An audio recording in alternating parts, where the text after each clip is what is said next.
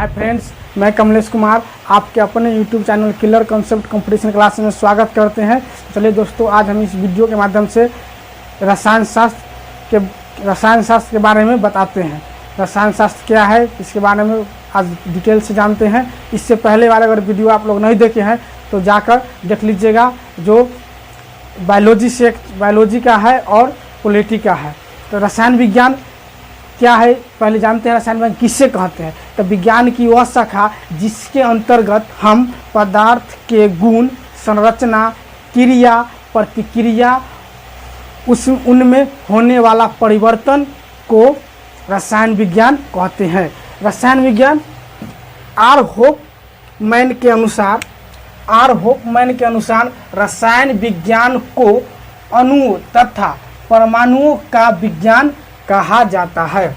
Are Hofmann के अनुसार रसायन विज्ञान को अणुओं तथा परमाणुओं का विज्ञान कहा जाता है। रसायन शास्त्र का जनक लेवाइसियर को कहते हैं। रसायन शास्त्र का जनक लेवाइसियर को कहते हैं, जो द्रव्यमान संरक्षण का सिद्धांत भी दिए थे।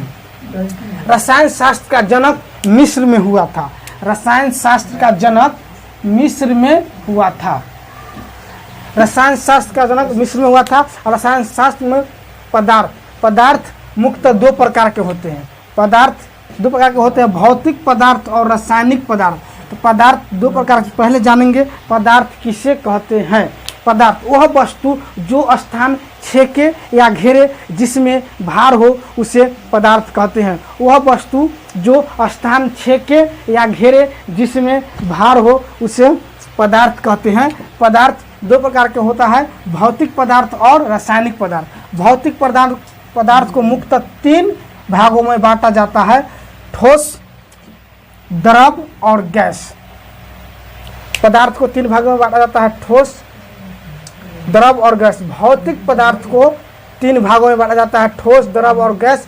इसकी चौथी अवस्था प्लाज्मा अवस्था है और पांचवी अवस्था आइंस्टीन कंडेंसेट है। प्लाज्मा अवस्था चौथी अवस्था बोलेंगे, बोर्ड आइंस्टीन कंडेंसेट को पांचवी अवस्था बोलेंगे। सूर्य और तारों में उष्मा ऊर्जा प्लाज्मा अवस्था के कारण ही होता है। सूर्य और तारों में उष्मा ऊर्जा प्लाज्मा अवस्था के कारण होता है। इसका तापमान 20,000 सेल्सियस होता है लगभग। प्लाज्मा अवस्था का तापमान लगभग 20,000 सेल्सियस होता है। और बोस आइंस्टीन कंसेंट को पांचवी अवस्था कहते हैं। पदार्थ एग्जाम में डायरेक्ट पूछेगा, पदार्थ की पांचवी अवस्था किसे कहते हैं? तो बोस आइंस्टीन कंडेंसेट। पदार्थ की चौथी अवस्था प्लाज्मा अवस्था। अब पूछेगा सूर्य और तारों में उष्मा ऊर्जा कौन पदार्थ कौन सी अवस्था का होता है? तो चौथी अवस्था, जिसे प्लाज्मा अवस्था कहते हैं। अब देखिए रासायनिक पदार्थ को मुख्यतः दो भागों में बांटा जाता है: शुद्ध पदार्थ और अशुद्ध पदार्थ या मिश्रण। रासायनिक पदार्थ को दो भागों में बांटेंगे: शुद्ध पदार्थ और अशुद्ध पदार्थ। अशुद्ध पदार्थ को ही मिश्रण बोलेंगे। और शुद्ध पदार्थ में दो भाग आता है। शुद्ध पदार्थ को दो भागों में बांटेंगे, एक होगा तत्व और एक होगा यौगिक।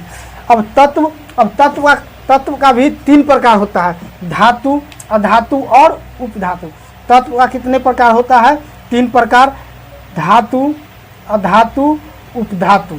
और यौगिक में होगा कार्बनिक यौगिक और अकार्बनिक यौगिक। अब देखिए अशुद्ध पदार्थ या मिश्रण। तो अशुद्ध पदार्थ या मिश्रण में भी दो प्रकार होता है, एक होता है समांगी मिश्रण और एक होता है विसमांगी मिश्रण। देखिए रासायनिक पदार्थ को बाद में हम चर्चा करेंगे, जैसे अभी हम लोग भौतिक पदार्थ के बारे में डिटेल से जानेंगे। तो देखिए भौतिक पदार्थ मुख्यतः तीन प्रकार के हुआ: ठोस, द्रव और गैस। इसके ही चौथी अवस्था है प्लाज्मा अवस्था और पांचवी अवस्था है बोस कंडेंसेट अवस्था। देखिए ठोस पदार्थ में इसका आकार एवं आयतन निश्चित होता है। अगर कोई ठोस है तो इसका आकार और आयतन निश्चित है। और द्रव है तो द्रव का आयतन अनिश्चित और आकार, द्रव का आयतन निश्चित और आकार अनिश्चित होगा। द्रव इसको जिस पात्र में रखा जाएगा उसी का ही रूप ले लेगा। जैसे पानी है, तेल है, दूध है। अगर पानी को अगर कोई चौड़ा अवस्था में डालिएगा तो वैसा त्रिभुजाकार में डालिएगा, मतलब जिसमें डालिएगा ना वैसी अवस्था हो जाएगा। लेकिन ठोस में वो सब नहीं होगा। जैसे लकड़ी है, कोयला है, नमक है, चीनी है इत्यादि, इसका आकार और आयतन दोनों निश्चित होगा। और द्रव का आकार निश्चित और द्रव का आयतन निश्चित और आकार अनिश्चित होगा। गैस का दोनों अनिश्चित होगा। गैस का दोनों, यानी दोनों कहने का मतलब गैस का आकार और आयतन दोनों अनिश्चित होता है। जिस पात्र में रखिएगा उसी का हो जाएगा, लेकिन ठोस में नहीं होगा और द्रव में आयतन नहीं होगा, आकार हो जाएगा। इसका चौथी अवस्था है प्लाज्मा अवस्था, पांचवी बुंदकांचीन अवस्था। देखिए, ठोस आकार एवं आयतन निश्चित होता है। एग्जाम्पल जिसका होगा लकड़ी, कोयला, नमक, चीनी इत्यादि। द्रव का आयतन निश्चित और आकार अनिश्चित होगा, जैसे पानी, तेल, दूध इत्यादि। गैस का दोनों अनिश्चित होता है, जैसे हाइड्रोजन, ऑक्सीजन, मीथेन गैस, और जितना गैसीय अवस्था का चीज़ें सब हो जाएगा। ठीक है। देखिए, अब गतिज ऊर्जा किस में कितना होगा, तो गतिज ऊर्जा सबसे ज़्यादा गैस में होगा। तो गैस में गति का अणु बहुत ज़्यादा स्पीड से गति करेगा, उससे कम द्रव, सबसे कम ठोस में। देखिए, गतिज ऊर्जा सबसे ज़्यादा किस में होगा, गैस में, इसके बाद द्रव में, इसके बाद ठोस में। और घनत्व पूछेगा तो घनत्व सबसे अधिक किस में होगा, ठोस में। ठोस है तो इसमें पूरा घनत्व रहेगा, सटा रहेगा। द्रव में थोड़ा हटल रहेगा और गैस में बहुत हटल रहेगा। तो घनत्व सबसे ज़्यादा होगा ठोस में, उसके बाद द्रव में, उसके बाद गैस में। चलिए इसके बारे में और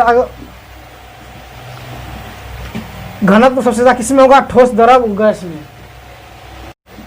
पदार्थ का परिवर्तन। पदार्थ का मुख्यतः दो परिवर्तन होता है भौतिक परिवर्तन और एक होता है रासायनिक परिवर्तन। पदार्थ का परिवर्तन दो प्रकार का होता है, भौतिक परिवर्तन और रासायनिक परिवर्तन। भौतिक परिवर्तन में यह अस्थायी परिवर्तन है। इस परिवर्तन होने के बाद वो पुनः अपनी अवस्था में आ जाता है। भौतिक परिवर्तन है, यह अस्थायी परिवर्तन है। ये भौतिक परिवर्तन होने के बाद फिर अपनी पुनः पूर्व अवस्था में आ जाता है। और रासायनिक परिवर्तन अस्थायी परिवर्तन है। अगर रासायनिक परिवर्तन किसी चीज़ में हो जाएगा तो पुनः वह अपनी पूर्व अवस्था में नहीं आता है। इसीलिए भौतिक परिवर्तन अस्थायी परिवर्तन है और रासायनिक परिवर्तन और अस्थायी परिवर्तन है। यानी भौतिक परिवर्तन होगा तो भौतिक परिवर्तन अगर कोई चीज़ का होगा तो फिर वह पूर्व अपनी अवस्था में जैसन पहले था वैसन हो जाएगा। लेकिन रासायनिक परिवर्तन होने के बाद वह पहले जैसा था वैसा नहीं होगा। देखिए, भौतिक परिवर्तन और रासायनिक परिवर्तन कुछ प्रमुख अंतर देखते हैं। जैसे मोमबत्ती का पिघलना भौतिक परिवर्तन, पानी से बर्फ बनना भौतिक परिवर्तन, पानी का वाष्प बनना भौतिक परिवर्तन, चीनी या नमक का पानी में मिश्रण भौतिक परिवर्तन। क्या बोले थे हम, भौतिक परिवर्तन अस्थायी परिवर्तन है जो परिवर्तन होने के बाद अपनी पूर्व अवस्था में आ जाता है। जैसे देखिए, मोमबत्ती का पिघलना, अगर मोमबत्ती पिघल जाएगा उसको फिर हम मोमबत्ती बना सकते हैं। पानी से अगर बर्फ़ बनेगा तो पानी से अगर बर्फ़ बन गया तब फिर बर्फ़ से पानी बन जाएगा।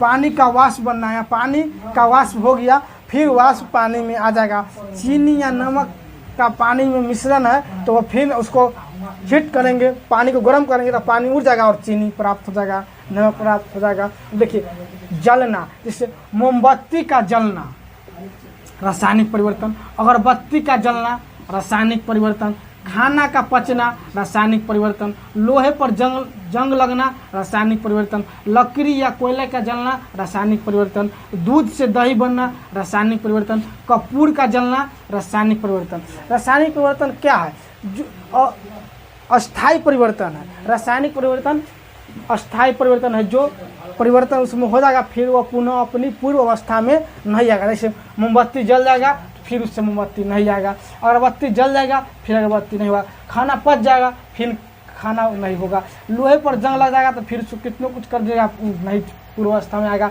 लकड़ी या कोयले का जलना रासायनिक परिवर्तन। दूध से दही बन जाएगा, फिर दही से दूध नहीं बनेगा।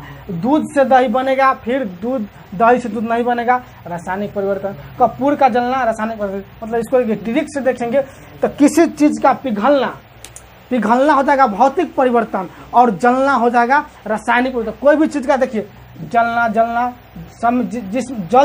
जिस जलना लग रहेगा, समझिए कि रासायनिक परिवर्तन। जैसे मोमबत्ती का जलना तो रासायनिक परिवर्तन, और मोमबत्ती का पिघलना भौतिक परिवर्तन। पानी का बर्फ बनना भौतिक, और अगरबत्ती का जलना रासायनिक। लोहे पर जंग लगना रासायनिक। देखिए मोमबत्ती का पिघलना हो गया, पिघलना रहेगा तो भौतिक परिवर्तन, और जलना रहेगा तो रासायनिक परिवर्तन। देखिए लोहे पर जंग लगना, देखिए लोहे पर जंग लगता है, कौन भौतिक परिवर्तन हुआ कि रासायनिक परिवर्तन? तो लोहे पर जंग लगेगा, लोहे पर जंग लगना रासायनिक परिवर्तन होता है। क्वेश्चन बहुत बार पूछा जाता है एग्जाम में कि लोहे पर जंग लगना है रासायनिक परिवर्तन, भौतिक परिवर्तन, और तो हम लोग क्या कहेंगे? रासायनिक परिवर्तन। लोहे पर जंग लगना रासायनिक परिवर्तन है। लोहे पर जंग लगता है तो किसके कारण? लोहे पर जंग ऑक्सीजन और नमी के उपस्थिति के कारण लगता है। अगर लोहा को अगर ऑक्सीजन और नमी से हटाकर रखेंगे तो उसमें जंग नहीं लगेगा। जंग कब लगेगा? जब उसमें ऑक्सीजन के संपर्क में आएगा या उसमें नमी मिलेगा तो जंग लोहे में लग जाएगा। तो लोहे पर जंग लगेगा O2 एवं नमी के उपस्थिति के कारण। अब लोहे पर जंग लगने से उसका भार बढ़ जाएगा। लोहे पर जंग लगने से उसका भार क्या होगा? बढ़ जाएगा। अब बचाव, यानी लोहे पर जंग लगने के बचाव के लिए उस पर जस्ते का लेपन किया जाता है। जस्ते का लेपन किया जाता है। इस प्रक्रिया को यशद लेपन या गल्वाइजेनेशन कहते हैं। जंग लगने के बचाव के लिए जस्ते का लेपन किया जाता है, इस प्रक्रिया को यशद लेपन कहते हैं। लकड़ी को कीड़े मकोड़े से बचाने के लिए, लकड़ी को कीड़े मकोड़े के बचाने के लिए उसमें जिंक क्लोराइड का लेपन किया जाता है, ZnCl2। लकड़ी को कीड़े मकोड़े से बचाने के लिए जिंक क्लोराइड का लेपन किया जाता है। ठीक है, थैंक यू वेरी मच।